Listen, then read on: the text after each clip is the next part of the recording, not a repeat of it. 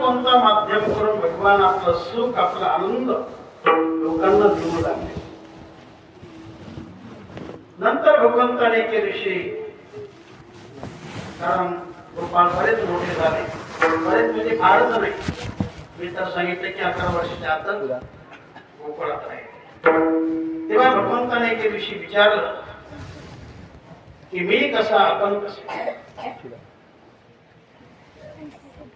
अर्थात मी जसा शक्तिवान तसा तुम्ही सर्वांनी शक्तिवान आहात.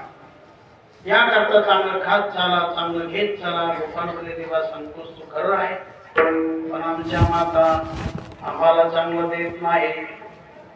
तुम्हाला काय मिळतं? आम्हाला मिळतं ताक. गवळी हाती ताक करे कोण कोरे चांगली, कोण कोरे चांगली, कोण कोरे चांगली.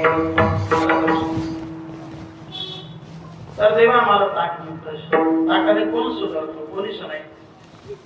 शक्ती ही त्याकरता तूप लागतं, लोणी लागतं, सकस आहार लागतो. आम्ही कसे शक्तिवान होणार देवा? मग तुमच्या माता तुम्हाला